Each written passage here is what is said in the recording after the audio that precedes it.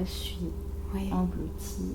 Enfin, il y a une porte qui s'ouvre et je suis aspirée dans l'espace.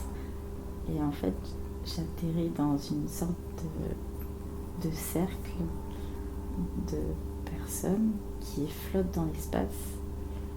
Et on est tous en cercle. Et en dessous de nos pieds, il y a comme...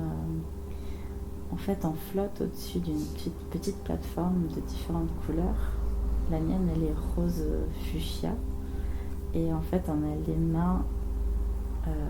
on fait comme ça. Enfin, on a les mains tournées vers une boule d'énergie. Mais en fait, cette boule d'énergie, elle a des formes comme si une étoile 3 dimensions. Oui, magnifique. Et je sais pas ce qu'on fait, on est en train de l'alimenter, de la vénérer. Et je fais partie de ces personnes-là. Oui, super. Et donc, tu me dis qu'il y a d'autres personnes avec toi en cercle qui font le même travail ou un autre travail?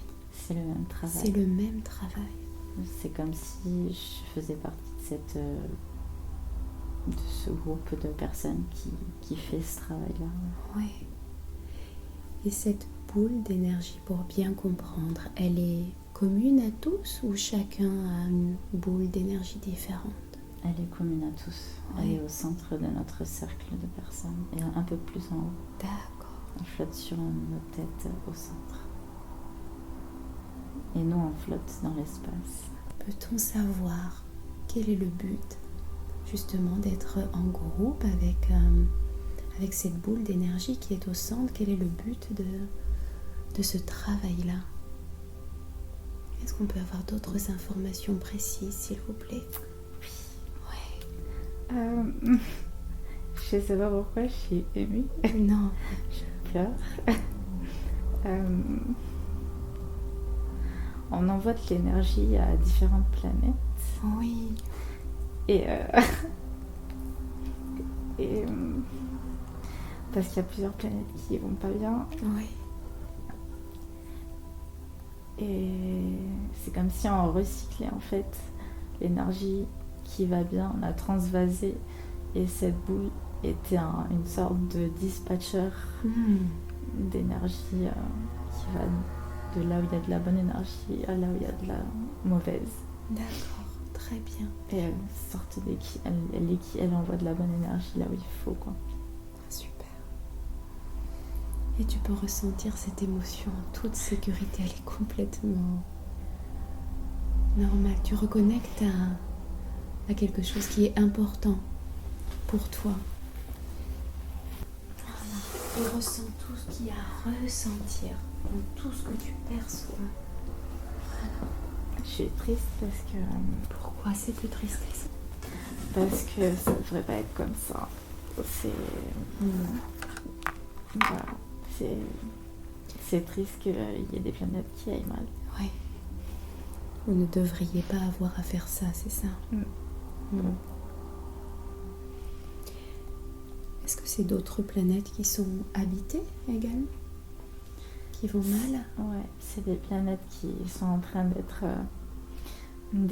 ravagées. Oui. Et la Terre en fait partie? Ouais, oui. Mais il y en a d'autres comme elle. Et la Terre n'est pas le pire exemple. Mais elle fait partie de ces planètes-là qui ont besoin d'être rectifiées.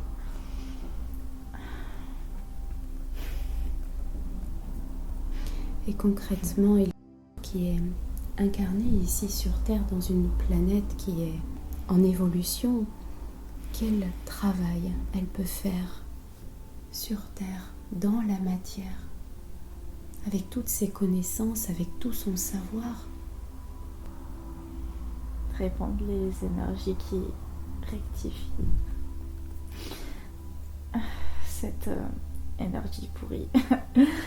Elle rectifie aussi les énergies néfastes sur Terre. Est-ce que c'est quelque chose qu'elle fait naturellement ou elle a besoin de faire un travail dans ce sens? Elle le fait naturellement. Oui, très bien. Est-ce que c'est le fait qu'on bouge beaucoup, justement, sur Terre, dans différentes parties qui ont besoin de cette rectification ou pas? Oui, c'est ça. À un moment, quand elle reste trop à un endroit, c'est comme si l'endroit était saturé et n'avait plus besoin enfin, était complet. Oui. Et donc, il faut qu'elle aille ailleurs. Ouais. Merci beaucoup. C'est un complément de réponse qui est très riche.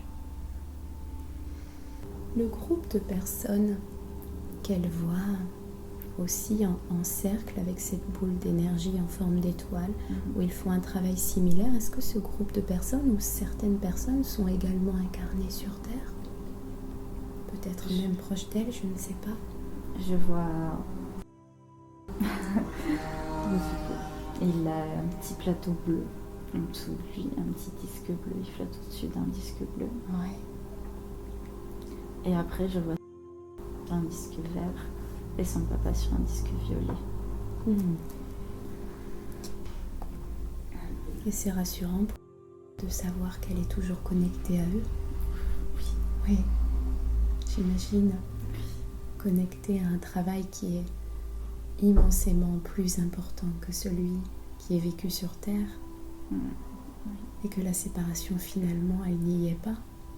Elle n'est que physique sur Terre pour cette évolution spirituelle, pour ce travail qu'ils ont en commun. Ouais.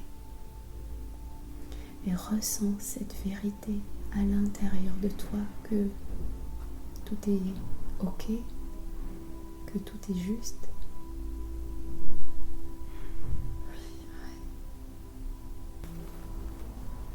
Est-ce qu'il y a d'autres choses encore que tu perçois, que tu n'aurais pas encore mentionné dans cette magnifique reconnexion?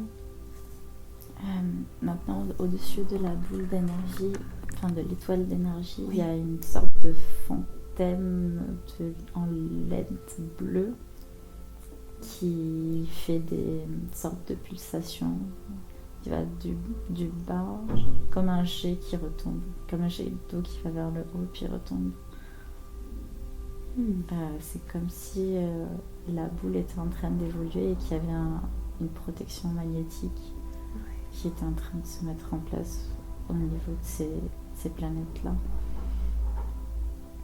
D'accord.